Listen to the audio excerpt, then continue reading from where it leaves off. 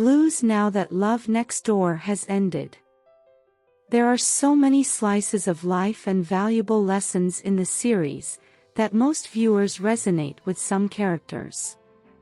Some viewers who anticipated a wedding between Seung-Hyo and Seok-Ryu might have been disappointed, but then, their story rounded up beautifully, with Seung-Hyo building their home and plans for their future together.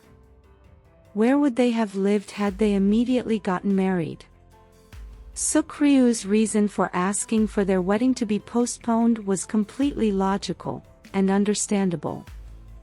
They both had a lot going on at that time, with Seok-Ryu finally finding her feet with her new restaurant, and most importantly, it would be incomplete with Mom far away in the South Pole. Moreover, they are as good as married, with their parents already referring to the other as an in-law. They might have been friends for 30 years, but their dating era was short, and they needed to explore their romance. There mustn't be a wedding for it to be a happy ending. Love Next Door was such an emotional watch that took the viewers on a weekly roller coaster ride. Viewers went through frustration, tears, happiness, and love with the people of Hyeongdong. It beautifully depicts the story of childhood friends turned lovers. Ironically, just as Seok-Ryu said, there wouldn't have been Seung-Hyo and Seok-Ryu had their mothers not been friends. Their mothers are the thread of fate that linked them together. Mi-Suk and Hae-Suk might always clash, but you could tell that behind it all, they have love and friendship for one another. Picture this.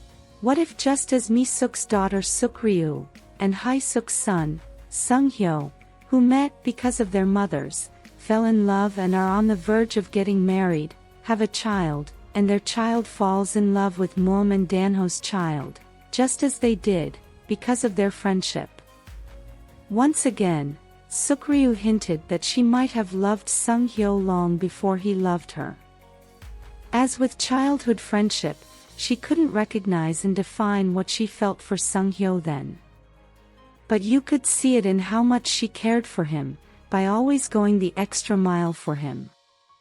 She always showed up for him, making up for his parents' absence and negligence.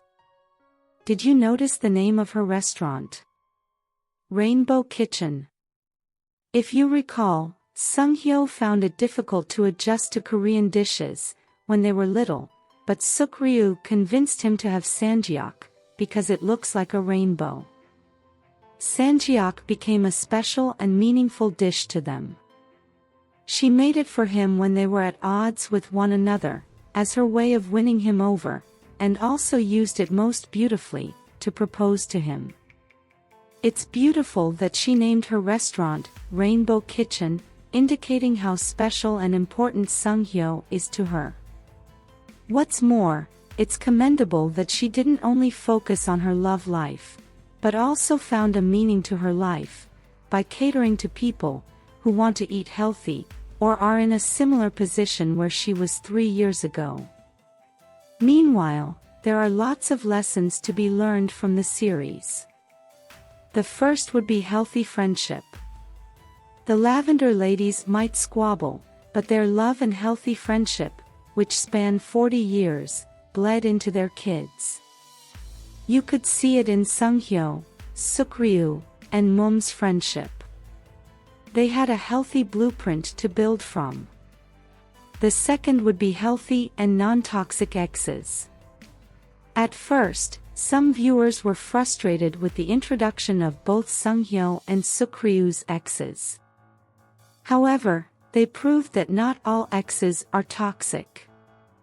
Taehui wanted to spin the block with Seung-Hyo, but this didn't stop her from giving Seung-Hyo the push he needed in realizing his feelings for Seok-Ryu. She also helped Seok-Ryu discover her dream, and bowed out gracefully when she noticed that Seung-Hyo and Seok-Ryu were more than friends. Hyun-jun left some viewers with mixed feelings. It shows that relationships sometimes just don't work, not because the other party was bad, but simply because they weren't meant for each other. Some also just leave room for growth.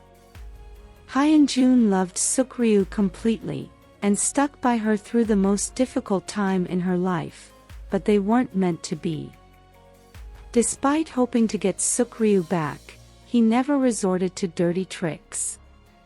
He also found closure, and bowed out when he realized that Seok-Ryu was where she belonged. He and Seung-Hyo might not like each other, but they treated each other graciously in the end. The third would be the complex relationship between parents and their children. Parents can stumble, but there's always space to try again and be better. Seok-Ryu's mother failed many times, because of her high expectations of her daughter. However, she learned and did better in the end. Seok-Ryu, who felt burdened by her parents' huge expectations, communicated her feelings, and is finally doing well for herself. Dong-jin, who felt inadequate and inferior, because of his parents' lack of expectations, finally achieved a milestone, by gaining a new perspective on life, after his discussion with Seok-Ryu. And love could be on the horizon for him and Na-yeon. Another lesson would be to confess before the milk expires. Seung-Hyo and Seok-Ryu's story would have ended differently, had she not returned to Korea. Imagine what would have happened, had Seok-Ryu not fallen ill, and married Hyun-jun in the States. Seung-Hyo put off his love for Seok-Ryu, hoping to confess to her when the time was right. However, things didn't go the way he planned, as Seok-Ryu found herself a boyfriend. Imagine the time they would have saved, all these years. They would have lost each other in this lifetime. However, this doesn't mean that they wouldn't have found happiness with others, as Seok-Ryu was clearly in love with Hyun-jun, to the point of almost pledging a lifetime to him. The lesson here is that there'll never be a best time, confess before the milk expires.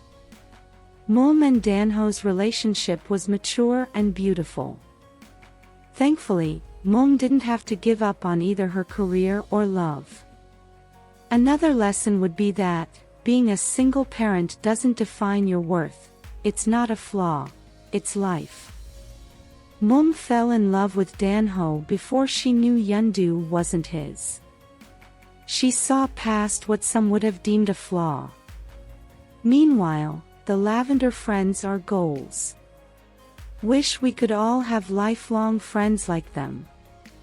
The years shaped their friendship, and they all found closure and happy endings of their own. Seung-Hyo's parents renewing their vows was a beautiful thought from Seok-Ryu. In the end, Seok-Ryu's pomegranate tree to Seung-Hyo bears fruit and flowers, showing how fruitful their lives have become. Mi-suk gains another son in Seung-Hyo, and Hae-suk gains a daughter in Seok-Ryu. They went from bragging about their kids, to bragging about each other's kids. Beautiful and thoughtful initiative and rules for argument, between Seung-Hyo and Seok-Ryu. All in all, this was a wholesome drama. The characters were realistic, relatable, and authentic. Seung-Hyo and Seok-Ryu's chemistry and dynamics will surely be missed. On a scale of 1 to 10, how will you rate this drama? Let us know your thoughts in the comments section below. If you liked this content, give it a like, share, subscribe, and turn on your notification bell for all things wonderfully K-drama. Thanks for watching, bye.